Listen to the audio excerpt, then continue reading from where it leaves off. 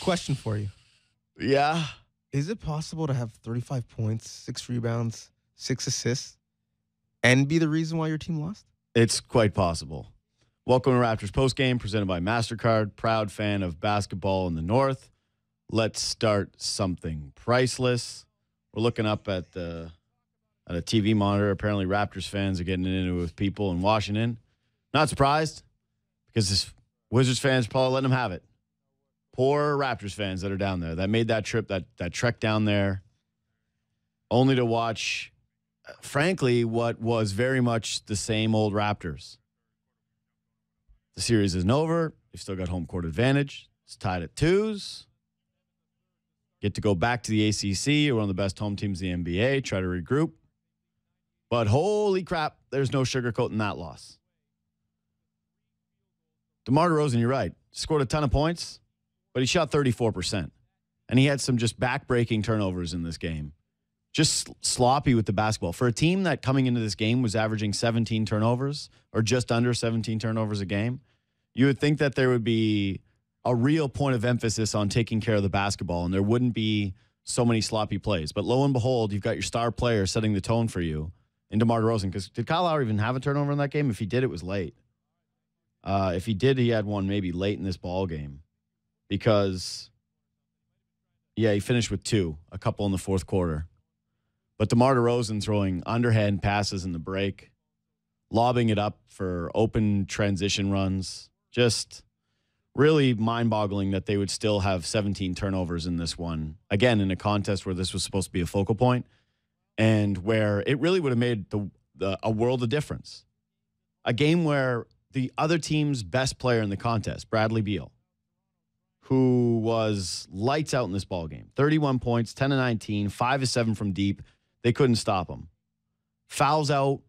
The game is right there. You've got a contest where it's 94-94, and it was no more fitting way than for the Raptors to turn the ball over and watch the sip sink from there. Again, I'm JD Bunkis. He's Donnovan Bennett. This is Raptors postgame. The mentions are nuclear. I don't blame people. We're going to go through a few of these ones. Like John Paul, Cody Cox. What was that? They did not feel like playoff basketball. They need to make a statement and knock them out. Stop with the old bad habits. You can't play this way and expect to beat the likes of Cleveland or Houston. I mean, if you can get that far. I don't think you get that far playing that way. From Aaron McLean. I mean, we don't know if Cleveland is going to get that far. I guess that's true, too. I don't know what the score is of that game. It's tough to focus on anyone else when the Raptors are tied at 2s in that series. And you lost the way that you did. Again, we've talked about style points before. This one definitely is a style points game, especially how this team lost. There was every opportunity to win this basketball game. They had a 14-point lead in the third quarter. Bradley Beal was in foul trouble for the entire second half. And they choked. They choked away the end of that game. And it was really tough to watch. Oof. Especially that final few sequences where DeMar DeRozan is just playing ISO hero ball and making bricks. Like, DeMar, you're not getting foul calls right now, and you've missed everything all night. It's time to swing it around. We praised them so much in game 1 because it was the cultural reset game, right? Hey, look at the Raptors. They're moving the basketball. They don't need just their stars. It's more than just DeMar and Kyle. And then the end of the game is just all DeRozan taking bad shot after bad shot. And again, a couple of them dropped, but a couple that probably could have had a whistle. Not saying the refs didn't do the Raptors, or they probably didn't do the Raptors any favors in that one, but holy crap, hard to be lining up excuses when CJ Miles has a wide open 3, down 4 points with a minute and a half left. Wide open. He finishes 0 for 3 from 3, bricks that one, has a couple of fouls, 3 turnovers, just not what you need for your vets. Serge Ibaka gets a wide open look from 3. Just after that, still a ball game at that point, bricks it. No ball movement, ISO basketball, sloppy, and missed open opportunities from your vets. Like, where have you heard that before? Oof. The playoffs in 2015, 2016, and 2017, and now. Well, here's the thing. And the cultural reset was forgotten for half, if not for an entire game. And all of the talk, like, can we stop talking about, well, this is a game 7? The point of it being a game 7 is that there's only one game 7. So if you keep saying that every game is a game 7, it loses the relevance of it being a game 7, because Kyle Lowry and everyone coming out of that locker room that was speaking in front of a microphone was saying, "Oh, we are treating this like a Game 7." Well, you didn't treat the basketball like it was Game 7 because you threw it away casually. And DeMar evidently was on his Mamba mentality because that was a vintage Kobe Bryant It really was. No care for efficiency or moving the basketball quickly. Let's pound, and take shots. However, you mentioned a bunch of guys who were not willing to take shots at the end of the game. Like, a lot of guys looked like the moment was a bit too big, that the ball got to them kicked in rhythm, and they were looking to pump fake, put it on the ground, and pass it to somebody else. And so how much of this, JD, was DeMar actually playing the opposite of the way he did for the first 3 games, and maybe to a fault? You wanted him to be more aggressive, and we said, listen, if he scores 17, they're not going to win many more games other than game 1. And now he scored 37, but they weren't healthy calories. And how much of it was other guys not wanting to step up and take shots? Well, first of all, I do think that DeMar had a lot of his good looks. His jumper was just not falling tonight. Like, wire to wire, he didn't have it in him. I marked at the end of the first quarter, I actually liked his game. I was like, okay, cool. You're getting your shots. You're getting your looks. He finished with, I think, 12 points, and he went to the free throw line where he made all of his dues. He was 0 for 5 from the floor, but he was getting to the line. And the calls started to dry up late in that ball game. Some of the looks were the same, but it was just like there comes a point where you have to try to find why you're there.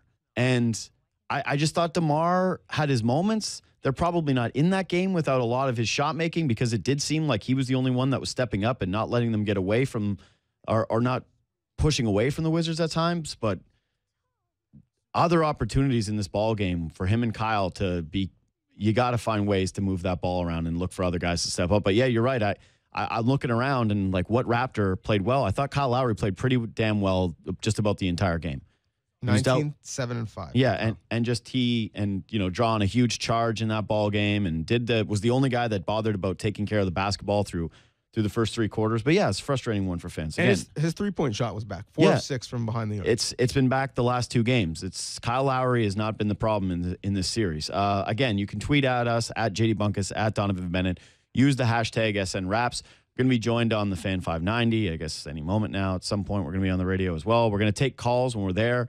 1-888-666-0590, 416-870-0590. We're going to take some calls tonight. A little bit different for you web stream folks. We're going to take a 2-minute break at some point in this broadcast. So just stick with us 2 minutes because we really want to get into more interaction, tons of interaction. David Noel Elijah tweets in, this one hurt. They could never turn the dagger. Hopefully this will be a learning experience. Hashtag learn how to win. Hashtag we the North over everything. Yeah. How do we feel about the guys who use hashtags that clearly aren't hashtags? Like, if we search learn how to win, what do we have? Tonight, it's fine. Werner Ott, that was awful. DeRozan, I love the guy, but that was absolutely useless late in that game. Not a pressure player. Always reverts that follow-away jumper, provided if it's a predictable jump pass, doesn't end up in the other team's hands. Great regular season player, but not a playoff one. A lot of these people, like a lot of the replies today, Randall, at Rand Scott, death, taxes, and DeMar, hero, ISO, foot on the line basketball. At JD Bunkis, at Donnovan Bennett. Like the mentions are full of stuff like this. And John Lewis Bloom, at Hawkman, mentally soft team, doesn't win. Like, I want to defend that stuff because I really don't believe so heavily in, like, I thought the Raptors were kind of getting over their ghosts. I thought that this was finally the year where they had figured things out. But we've gone over this throughout the regular season about them in crunch time. They folded in multiple of these moments. And tonight, again, I don't know if it's ghost of the past or what it is, but DeMar DeRozan clearly was not feeling comfortable about letting that game be settled by anyone else. And then when no one else touches the basketball or is feeling the basketball like that, again, you can point to C.J. Miles and say he missed that 3. That's a tough one. C.J. Miles absolutely has to play better. He was rotten again tonight. Serge Ibaka reverted to a bad Serge. Again, a guy who didn't take care of the basketball and missed his shots. But this reminds me of Russell Westbrook a little bit, where it's like, hey, if you're going to take all the shots and then you're going to expect C.J. Miles to knock down a 3 when it's only his 3rd one in the game late, like, yes, he should do that. He's a professional. But guys got to touch the ball. Shooters got to shoot. Got to let him get into a rhythm. Same thing for Serge Ibaka. If you want Serge Ibaka to knock down open shots, you got to give him opportunities to knock down open shots, not just put it to him when the game's on the line. Like, I think that's asking a lot of a player. So, yeah, I think that my belief is still that DeMar DeRozan is an excellent basketball player. My belief is that DeMar DeRozan can elevate his play in the postseason because we've seen it before.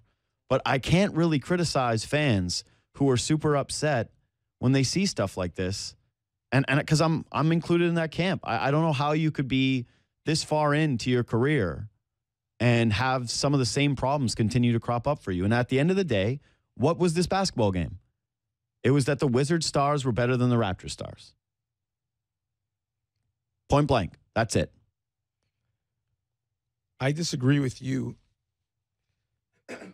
on who the best player in the series was. Or, sorry, the best player in the game was today. You said it was Beal. I think it was John Wall. I thought the Raps actually, the one thing that was a positive for me was that the adjustments that they made on John Wall seemed to work for large stretches. I mean, OG Anunoby had, he still finished with a bunch, but they turned him into more of a jump shooter, and he was missing his jump shots early. And I thought Pascal Siakam did a really good job on him and just isolation. And that finally, when they started to go away from just giving him open looks against Jonas Valanciunas in the pick and roll, that some other things worked. That OG Anunoby gave some good minutes on him. That Siakam gave some good minutes. Like, there were some nice moments against Wall. But, yeah, Beal was a terror, man. He just couldn't miss. True, but I think the guy who controlled the game was John Wall. Mm-hmm. He finished with 27 points, 14 assists, and chipped in with 6 rebounds. And I think they did a nice job on him. Actually, in the third, they showed him a little bit of zone quickly because no one is staying in front of him man-to-man. As good as Kyle played, he didn't play all that well defensively. He hustled and got some loose balls, but he's still not staying in front of John Wall when he's given that task. I thought it was interesting. They gave him a little zone in the third quarter, made him see multiple bodies, and as you say, turn him into a jump shooter. But we're seeing this in the playoffs. Look at the Boston series and the Milwaukee series. The way we felt about the Bucks 4 days ago is vastly different than the way we think about them now, and thus the narrative has changed. And the comments that we're seeing online about DeMar are vastly different than the ones we saw on the weekend last week. But why I was afraid of the Wizards, why I felt out of the 3 teams that the Raptors could have played, the Bucks, the Heat, the Wizards in the playoffs, was because in the playoffs and when things switch from home to road, one player, and I don't think John Wall's a transcendent player, but one player who, when he gets to his spots, is lethal, can take over a series. And Wall, whether it's in losses in Toronto or wins at home, has done that. And DeMar DeRozan is probably going to be an all-NBA player. But the best player in this series by far has been John Wall. The best 2 players in the last 2 games have been John Wall and Bradley Beal. Like, without a doubt. And again, Kyle was solid tonight, but his play is not at the level of John Wall or Bradley Beal, where every time they're touching the ball, it's just danger, high danger alert. Oof. Again, King Viper at the Real Snake 121. Raptors kept being casual with the ball. They need to be stronger with the rock. This is still the biggest issue for me. And I don't know if you're having an explanation for this. Oh, I've got one. Because, well, it can't just be Fred VanVleet, though. Like, dude, Fred VanVleet is not the reason that Serge Ibaka is handing the basketball over to people, in front of the net. Like, he's not the reason that DeMar DeRozan is one hand just whipping the ball into Serge's feet in transition, or like throwing a lob pass to someone that isn't there. Like, there's more than just Fred VanVleet as to what the hell is happening with these turnovers. Like, to me, the most inexplicable thing in this entire series. You want to tell about, oh, John Wall's killing you. Okay, yeah, John Wall's an incredible player. It's going to be really tough to slow him and Bradley Beal down when the 2 of them are going. The one thing I cannot understand is that heading into this ball game, to be averaging 17, just under 17 turnovers a game, and just say, okay, listen, all we've got to do is take care of the ball. Just make sure that it's moving, but not poorly, like with one hand or with carelessness. Don't take stupid offensive fouls. Don't whip the ball into people's legs. Don't throw it to guys when they're not looking. Just play calm and within yourself. You've been here before. That's the only part to me where I'm like, okay, what's the explanation outside of this is mental? That you are a bit of a choker. Because if you told me, if I'm the coach, all I'm saying to those guys, and I'm sure Dwayne Casey did it, and I actually thought Dwayne Casey, for the most part in this game, did a really good job. Like, he pulled the right levers at the right times.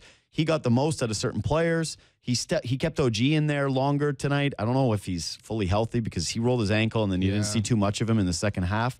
And that wasn't the trend of the game before. But I don't know at what point you have your one-star player in Kyle Lowry decide to take care of the ball. But let me go through the rest of the veterans on this team. Again, these are your veteran players, the guys that you're asking to take care of it. Serge Ibaka, 4 turnovers, 3 personal fouls. Jonas Valanciunas, 3 turnovers in 15 freaking minutes. As a center, DeMar DeRozan, 4 turnovers. CJ Miles, 3 turnovers. Like, that's just, how does that happen? How do you do that? How do you find ways to just continue to give the basketball up to this team that's killing you in transition? There were large stretches of this game where Washington couldn't get anything going offensively. Like, truly, the half-court offenses were stagnant. That's what I'm saying, going back to the adjustments that they made on John Wall. They were working. Jakob Poeltl finally broke out of his shell. Bench mob finally started to give you something. Kyle Lowry in the bench was working for a little while. You had Jakob Poeltl playing great defense. You had Pascal Siakam playing great defense. They were challenging John Wall. They were making it tougher for him to get to the rim. There was that one sequence where Pascal blocked him, and then DeLon Wright gets a block, and then Pascal gets another block like a second later. Half court wasn't good. You just open things up for them by letting them get out into transition, and all of a sudden guys are wide open, and they get to shoot with their feet set. They get to the rim.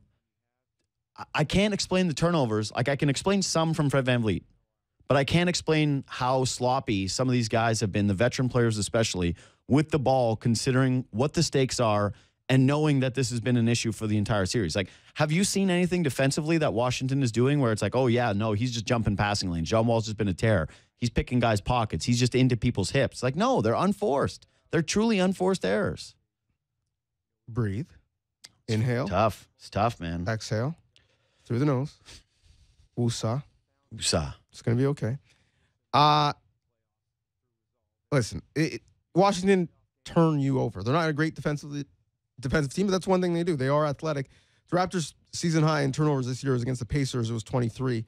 The second highest team they turned it over against was Washington in 22, and they were true to form. You said they averaged 17. They had 17 tonight for 19 points. They had 11 in the first half, and I think the turnovers, it leads to offense for them, but my issue was empty possessions offensively when you were playing good offense. 51 possessions in the first half, leading to 51 points. If they took care of the ball and maybe got more out of those possessions, this game is probably over in the first half. And I think that's the most concerning part.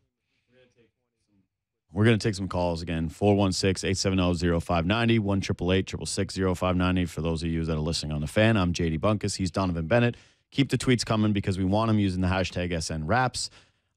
You can get at our Twitter handles at JD Bunkis, at Donnovan Bennett. Again, a lot of these are fire. A lot of these are going to be tough to get through. Let's hit the phones.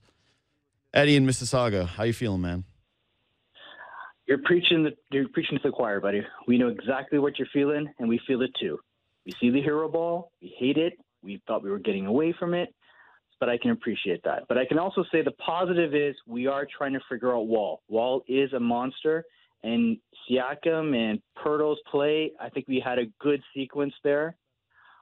Beal, we had him locked down in the first 2 games. We got away from it a little bit, but I think you're right about the transition. You know, we're not closing out on that transition. Everybody's got to be aware that they're pretty much only got 2 scores on the whole team. And yet we're not keying on those guys. Yeah. Hey, Eddie, thanks for the call, man. I feel like this is a support group. Yeah. Tonight it is a self-help group. Tonight this is a Raptors self-help fans are group. just going to talk themselves through it. Well, what the hell are you supposed to say at this point? Like, really, what are you supposed to say about that ball game? Because you had 5 minutes of that final game, or at the final, where you had no Bradley Beal on the floor, your 2 stars, the ideal lineup you wanted, against a Wizards team that is known for their lack of depth.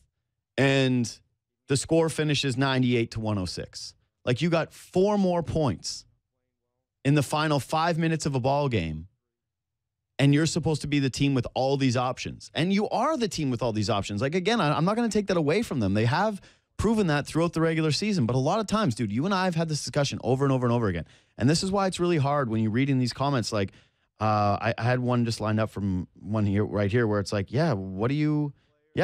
Len H. at Canadian Guy. Problem is the Raptors' key players are good, but they're not great.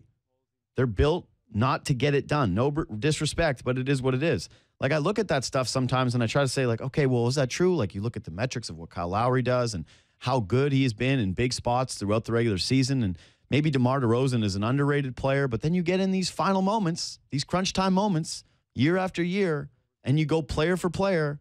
And I'm watching John Wall get his, and I'm watching DeMar DeRozan flail.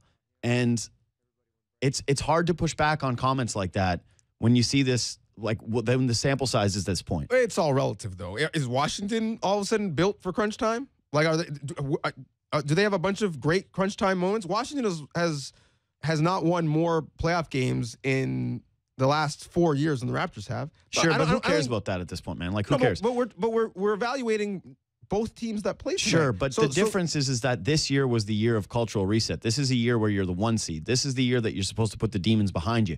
You won game 1. You won game 2. You had some scary moments, but eventually you came out with them. Like game 3, you got absolutely pummeled. They kicked your doors in, and they said, all right, we're going to play our style. Next game, you got to respond. You play well for an entire half, and then down the stretch, you fall apart. Like, that's the old MO. Like, let's just throw all the other stuff out of there. Like, who cares about who did what when? The point of the matter is that the Wizards stars in crunch time tonight, and especially John Wall at the very end of that game, after doing a decent job against him early, he outplayed the Raptors stars. DeMar DeRozan is flailing around the basket, taking bad shots. Like, he's trying to take deep threes, which is not a part of his game, and he's missing those, and he's going to the basket. He's shooting bad floaters. He's not looking for teammates. He's not moving the basketball around. He's not getting foul calls, and he's continuing to try to go to it. And on the other end, John Wall's getting everything he wants and more. Like, I don't care about what team has won more playoff games in how many years. Like, this is point blank right now. 2-star players versus 2-star players. It's been very, very clear which two are better and which two anyone in their right mind would rather have. Well, no, you do care about which team has won more playoff games. And the people who are tweeting in care because everything they're referencing is same old Raptors. Yeah. Old is past tense. Old is relative to what they've done before. I'm just saying we can't give them credit over the Wizards because they've won a few more playoff games over the last couple of years. I'm not giving them credit. They didn't play well. I think it was before the last 5 minutes. I think it was the last half of the game. Yep. They struggled in the third quarter after holding Washington to 40 points in the first half. The Wizards come out of the break and shoot 15 for 23 and hit 5 of 6 threes in the third quarter. So I think it was more than just the last 5 minutes of the game. That's what we're going to talk about because it's an easy trope that the Raptors choke at the end. They didn't play well in the second half. Point blank period. The game should have been over. However, I'm not willing to say that this is an overarching character issue about the guys on this team and really the organization based off of this performance because Len H, Canadian guy or whatever that guy's name was, he wasn't saying that a week ago. He wasn't, and people had their doubts. The wins were ugly. They were ugly, but everyone felt like, ooh, the reset button is pushed, the culture has changed, and the wins were just as ugly. So I hate when we overreact to the last thing that we saw. In a microwave culture. I agree with that. This is the playoffs. Cavs fans are going nuts right now until they win 7 straight in the playoffs, and they're like, oh, yeah, we're back. Warriors fans are wondering what's going on. Apparently, people are trying to look at the body language between Harden and D'Antoni to see if they have issues. The Celtics were great until they're not great. Like, this is playoff basketball. You're right. It was the second half. Second half, the Wizards shot 66% from the floor. Or, sorry, had 66 points and shot 60%. Complete deviation from the first half where the Raptors held them to 40 points and 35% shooting and 1 of 7 from 3. Like, they just did a terrific job of keeping them out of rhythm early. And you kept wondering if the turnovers were going to come back to haunt the Raptors because they had 11 turnovers and 11 points out of the 40 that Washington had in the first half were off of those turnovers. Thought they had a chance to kind of put them to bed and put them away. Didn't do that because, again, didn't take care of the basketball, and they ended up in a position where it had to be that way late. And before you move on, Toronto also bailed them out with a lot of bad fouls. Washington had 10 free throws in the first half. They had 15 in the third quarter. Yeah. And to me, that's lazy defense. As much as we want to talk about the attention to detail or lack thereof offensively, turning over, I think you could say the same thing defensively, as good as they were to start, because they bailed Washington out, and then they got in a rhythm, and then it was over. Yeah, and as Mohammed at Abo Farah 09 points out, if the Raptors keep playing this way, giving up 40 points in the third quarter, they're out in 6. Hard hard to dispute that. You can't be giving up 40 points a quarter. I agree. But we can bury them. We could. I'm not burying the Raptors. No, I'm saying I'm letting people vent. We can. We're not going to. But what are the actual real-time solutions between now and Wednesday that you would like to see? Well, let's talk about that when we come back. We got a quick 2-minute break. For those of us on the stream, stay with us. 2 minutes. We'll be gone. Be right back here on Raptors postgame. And then for those of you on radio, same thing, 2 minutes. Well, of course, we'll get back to the calls, 416-870-0590, and the tweets at JD Bunkis, at Donnovan Bennett, hashtag SNRaps. What the Raptors can do moving forward. That's next on Raptors postgame on Sportsnet.ca and Sportsnet 59 of the Fan. This is Raptors postgame presented by MasterCard, proud fan of basketball in the North. Let's start something priceless. I am JD Bunkis. He is Donnovan Bennett. Again, for those of you that do not know, the Raptors lost. And they lost in a pretty traditional Raptors way. All of a sudden, it's 2-2. And the pressure is certainly back on the Toronto Raptors. DeMar DeRozan, despite 35 points, finished shooting 34% from the floor. And, I mean, tried to take over the end of that basketball game. It didn't really work out. He went head-to-head with John Wall, and John Wall ended up being the better player. So, based on our discussion from a little bit earlier, I take it you do not believe that the Raptors have problems crunch time because of a mental issue. So, what do you look at when you see that loss? Because, again, 5 minutes left. Bradley Beal fouls out. The Raptors have momentum. You've got a little lead. You've got possession. This should be open and shut against a team that doesn't have another option even close to as good as Bradley Beal and didn't have anyone that was playing nearly as well as Bradley Beal. So when you look at this, is this just – I'm not asking people to all of a sudden – because there's way too many people tweeting in about how they don't want to be with this team anymore. They're done with this team. It's crazy. It's like, okay, they're 2-2. I quit you? Yeah, they're going back home. And that's fine. Like, if you don't want to deal with that, that's okay. I understand the frustration. It's not a good basketball game. Not a good finish especially. But when you look at that, like, is this a simple – does DeMar DeRozan need to be better in those spots, or is there things that you look at and that frustrate you even more? DeMar really forced it tonight. Mm-hmm. And, again, I don't know how much of that is other guys not really making themselves available and wanting to shoot the basketball. As good as DeLon Wright has been at times in this series, and as good as he has been on John Wall at times, and is he probably your best option to guard John Wall at that point, especially when OG Anunoby sprained his ankle? Probably. But DeLon Wright did not want to shoot the basketball at the end of the game. Nope. Shied away from a couple of threes. Serge Ibaka didn't really seem like he wanted to shoot the basketball, which got him into doing the Serge things which you don't like, which got him into turning over the ball. Because really, he should be doing two things when the ball comes his way: catching it and shooting it, or passing it. And the biggest issue is 7:40 left in the game. Crunch time, as you say. Raptors had 3 field goals for 8 points. You have to be able, when the game gets sticky, when the game gets tough, when you're not going to get a bunch of bailout calls and not going to be able to continue to parade to the free throw line, which DeMar did a great job of, you have to be able to manufacture some open shots. John Wall looked comfortable, got to his spots, pointed out exactly where he wanted the pick and roll to come from, surveyed the defense, and either made great passes or made tough shots to ice the game. No one on the Raptors did that, even when, and it's almost like DeMar was afraid of shackles. Oh my goodness, they're trapping me when I come over half court for the first 3 games. They're not doing that anymore. It's one-on-one. Well, I'm going to go ISO Joe.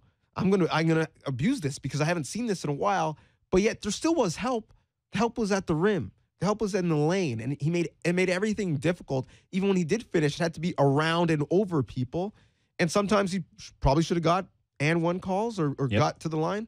But a bunch of times he didn't. And the baskets that he did make were incredibly tough. And you can't live off a steady diet of that. I'm interested to see what we talk about all the time. Who's closing the game for you? Mm-hmm. And we talk about it with this team. At any given time, it could change based on what they need. And as good as DeLon has been defensively, I thought they were really good when they had a front court unit of Serge Ibaka, OG Anunoby, and CJ Miles. Because those are, and OG is He didn't shoot it as well today. He only scored 4 points. But OG has shown he's not afraid to shoot when left open. They give you some length, and especially when Washington wants to play their 5-out lineup and go super small. I wonder if in late game situations we have to see a lineup that is geared more towards putting the ball in the basket and not necessarily about getting stops. After a timeout in the first quarter, OG Anunoby came up with a just monster steal where he stepped in and stripped Otto Porter, who was sloppily dribbling the basketball, went the other way, threw down a dunk. He played quite well in this ball game. Again, he was doing really good things defensively. He's been one of the most effective Raptors options on Beal and Wall. In fact, when one of them gets hot, it feels like OG switches over and starts primarily defending that one player out of the Raptors starting group. And he's done a pretty good job. I think he's trying to fight through screens. He's contesting a lot of shots. He's recovering well with his length and with his quickness. And yes, he's knocked down shots in this series. And you saw Dwayne Casey reward him with more minutes in the first half of this ball game. Usually he checks out around the 6-minute mark in the first quarter. Dwayne Casey played him until the 2-minute mark. And listen, that was about the easiest coaching adjustment Dwayne Casey's ever had to make because the rookie has been playing so well that, well, what are you going to do? You're going to take him out to put in CJ Miles, who has struggled the last 2 games after being one of the biggest reasons the Raptors won the first 2? Like, absolutely not. OGs deserve playing. And I agree. If he's healthy, if that ankle's okay, that right ankle that he turned right at the end of the first half, if he's good to go and he continues to play this way, I don't see any reason why he can't be a closing option for the Raptors. I still don't know if you want your games decided by OG Anunoby shooting open threes, even if he has been okay with them. Like, I still think the Wizards live with that. But the alternative, at least tonight it was DeLon Wright passing up open threes. I don't know why because DeLon's played with a lot of confidence this series, and you're right, there were 2 really noticeable moments where DeLon Wright had the ball wide open with his feet set, clean looks at the basket, and decided to try to wait for the closeout to come and dribbled into traffic, and it didn't really turn into too much, and it resulted with the Raptors players trying to create late in the shot clock when the offense was already struggling and stagnant.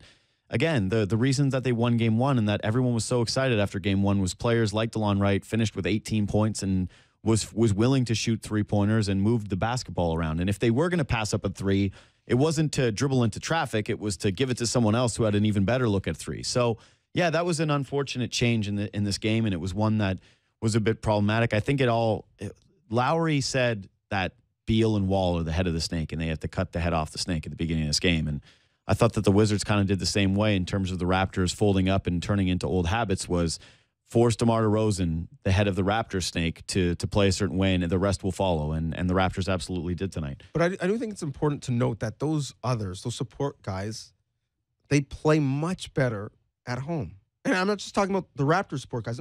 Around the league in general. This is why the playoffs, it's so volatile from road to home, what the performances are going to be like. Look at a guy like Otto Porter Jr., who we thought was left for dead. 12 points tonight. Hit back-to-back threes. Ended up 2 of 3 from 3. Shot 50% from the floor. He was a big turning point in the third quarter. He was, and he played good defense. And that's a guy who we basically wrote off in the 2 games at home, and he made a real impact tonight on his home floor in D.C. And I expect, although the Raptors bench was better defensively tonight, wasn't much better offensively, Raptors bench wasn't all that good at home collectively, but you did have the CJ Miles performance, the DeLon Wright performance. You saw some things from those guys at home that you didn't see on the road. The hope is going back home for a Game 5 with lots of rest in between, and knowing the fact that this is a team who hasn't lost 3 straight all year. I mean, they did buck one trend tonight, though, which is all season long after losses. They were 17-5. He felt pretty comfortable without coming into this game, but yeah, not their usual regular season selves tonight. And speaking of the bench, I thought the bench was a lot better tonight. I liked a couple adjustments Dwayne Casey made. One was playing OG Anunoby a little bit longer in the first quarter because, again, he's deserved it and it's worked. And there's no reason to give him the quick hook so that Beal and Wall, especially when the defense was playing as well as did in the first half, that, hey, keep going to the things that frustrate them, because John Wall and Bradley Beal are not afraid of CJ Miles. Like, absolutely not. When they get CJ Miles, it's green light time. And when Jonas Valanciunas is on the floor, same thing. Put him in every single screen and roll action. Jakob Poeltl came in, did an excellent job. Was much better contesting, was very active, especially in the first half around the basket.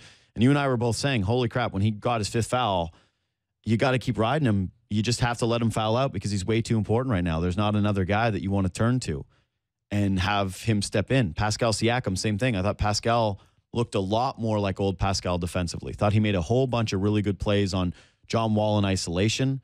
Thought he just did a really good job of being active and contesting shots. Had my favorite sequence of the entire game, 2 blocks and a bucket. He was a lot better. DeLon Wright, despite passing up those 3-pointers, thought he did a pretty good job defensively. I thought he did a pretty good job moving the basketball, finished with 5 assists.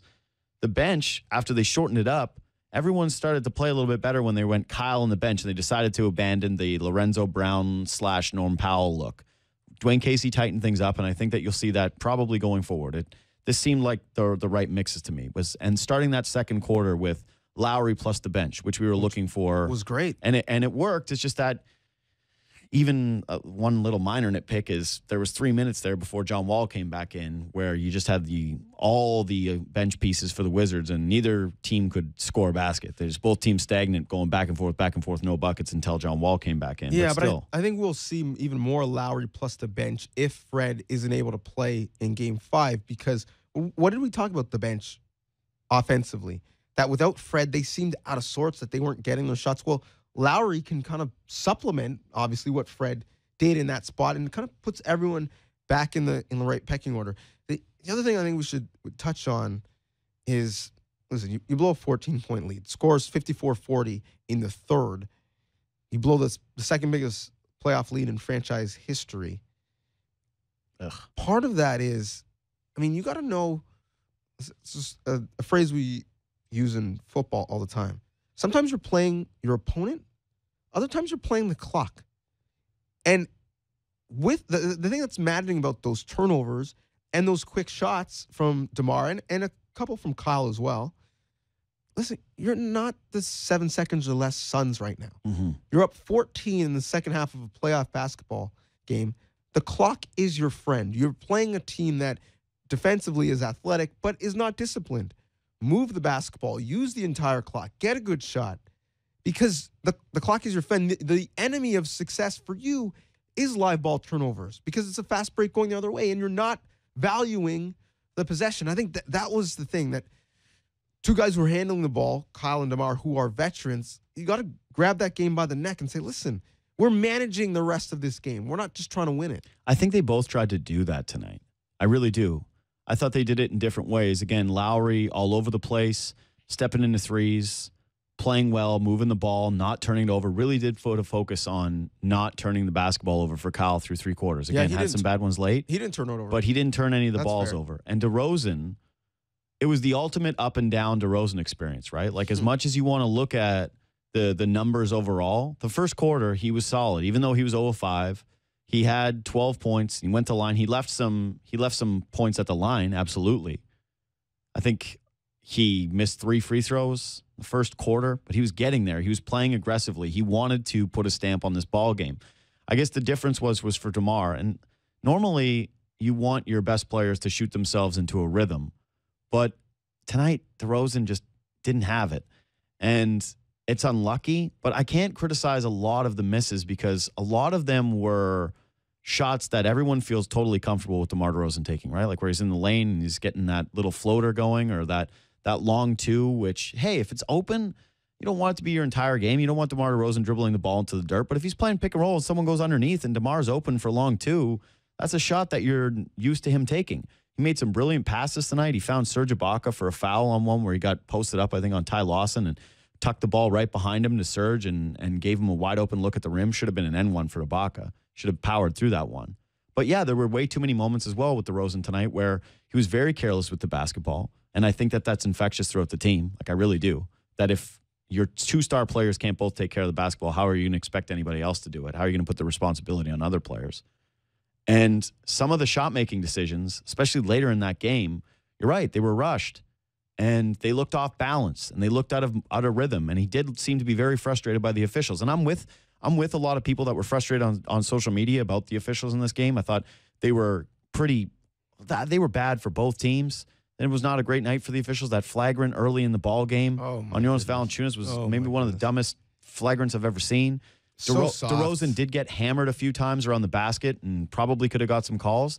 But it's really hard to bitch when Bradley Beal, their team at that point's best player, fouls out of the game because he didn't create enough room for DeMar DeRozan?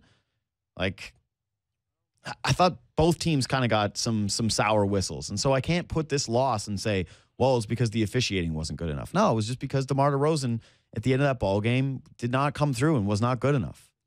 DeMar gets criticized for settling, shooting in the mid-range, long twos. Mm-hmm. He also right now is getting criticized for just putting his head down and driving to the basket without any peripheral vision or any real plan. And I think, although that makes no sense, I think it's instructive because he leads the league in driving passes per game. He gets into the lane often, but that doesn't mean you need to shoot.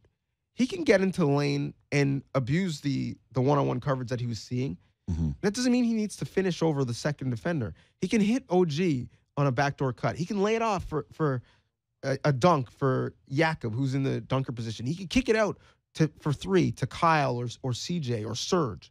He can abuse his matchup, but that doesn't mean he has to end the play with a score. So it's weird talking about a guy who struggled with turnovers and saying he should pass more. But I almost feel like just because you've beat your man doesn't mean you have to beat every man. Yeah, but even some of those passes for turnovers, it wasn't as though guys were smart in jumping the lane.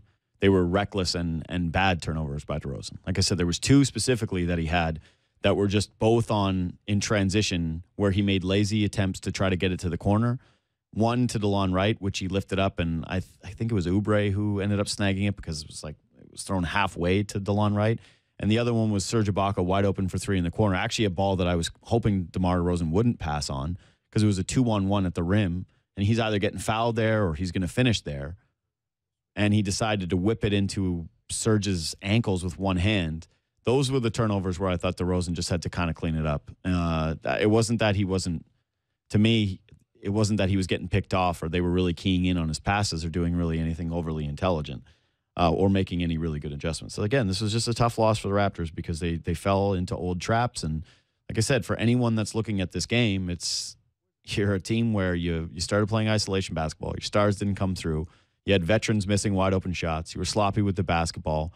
And you lost on the road again in the playoffs where the Raptors are now, as our friend Greg Brady points out, 4-14 in their last 18 games on the road in the postseason. And you shouldn't be carrying around the ghosts of all of those years with you and thinking about that as you go on the road. But man, like a lot of really troubling trends and getting outplayed by the other team's better stars and your two best players looking inferior to the other two teams' best players. Like a lot of old tropes popping up, but hard to dismiss a lot of them.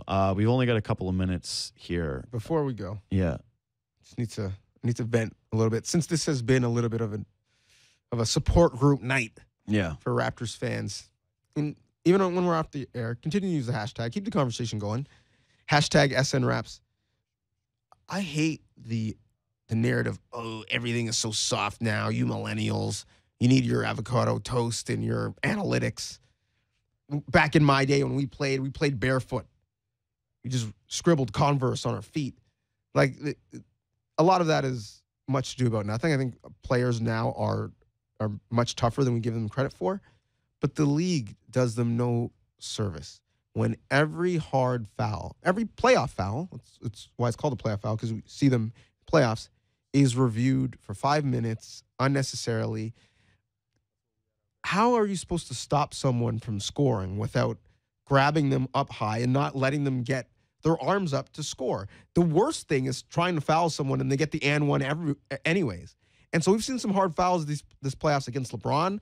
I mean, you pretty much have to tackle him at this point for him not to get the ball up. JV, it's just bad television. Like I don't want to watch three guys wearing Brooks black shoes go look at a monitor for 10 minutes to tell me if this was a flagrant 1 or flagrant 2 or what. Not a flagrant at all. Brooks, you would know. Wow, I'm just saying. I mean, the league is supported by Nike, so they probably rock Nikes. But I hope so. The referee all blacks are not a good look. I want to see the players play, and yeah, every foul is not menacing. Every foul doesn't need someone to be pushed into the basket stanchion. It's a playoff foul. Let's shoot the shots and let's get on with the game. So before we wrap this up, Tonight, again, I thought a lot of the guys that were part of the bench mob played a little bit better. I thought Kyle Lowry was great for most of the ball game. Thought DeMar DeRozan was very up and down, kept them in this ball game for some stretches, but kind of killed them late in that game. Officials, yes, some tough calls down the stretch. But in terms of the other three veterans that we can look at, so Serge Ibaka, 7 points, a -11, 10 rebounds, a couple of blocks, but 4 turnovers and 3 fouls. Didn't really shoot the ball tonight, despite playing 34 minutes. Jonas Valanciunas, 15 minutes, 11 points, 4 or 6 from the floor. Like, the numbers are okay, other than the rebounds, only 3 of them. But was a -5 and was, again, put in about every single screen and roll action. And the only successful moments for the Wizards in the second quarter were when he was on the floor. And then, again, he was basically banished for the rest of the game. Or C.J. Miles, who's 1 of 4 from the field, his only bucket, a layup, 0 for 3 from 3, had 3 turnovers, 3 personal fouls, and was getting barbecued on defense all night. If you're looking at any one of those 3 guys, is there anyone that you were more concerned with rather than the other? Because I'll just say quickly, to me, it was JV, because I'm really starting to wonder what the role is for him in this series. If, like, the Raptors are not using him in pick and rolls on offensively the way that other players have been utilized for, say, the Wizards, like the way that they use Gortat all the time. And as effective as he's been offensively, or as efficient as he's been offensively, it just seems very clear to me that the Wizards are getting their best offense when he's on the floor, and that it most of the times in the last 2 games anyway, that the balance has been very one-sided for the Wizards. Yeah, I'm not going to pretend to know what the play is with JV, because after game 1, we talked about the fact that he could dominate this series. Mm-hmm. And now we're talking about the fact that he may not have a role in this series. He may just be put on ice until round 2, assuming they get there. So I'm willing to hear arguments on both sides. And I know I'm a JV defender, but I'm not sure. But he's had moments too. Like, I agree. Like that first half against the Wizards, and even game 3, or the game, which game was it where he had 15 and 12 at the half? Was that game 3 or game 2? I can't remember. Either way, he had one half where it was game 2. Yeah, it was at home, where he just absolutely dominated. So he has had good stretches, but there was one sequence in this game where he got on the floor, Wall attacked him, got to the rim and finishes. Then he leaves Wall for an open 10-footer. Then he left Gortat for an open jump shot. And then he lost Gortat backdoor, and Gortat scored an N1. And then he ends up coming out of the game because he picked up his 3rd personal foul on the Gortat N1. And you're looking at that sequence and saying, like, holy crap. They really do seem to have him figured out defensively. And he did a better job early on in the first, I thought, at challenging Porter and at challenging Beal. He seems to do a better job at actually coming out and closing on those players. But he's terrified of John Wall. Like, he knows that if he takes one extra little move at Wall, it's going to equal a wide open layup for him. And he keeps just trying to let him settle for those 10-footers. And Wall has been knocking those down at a pretty good rate in this series.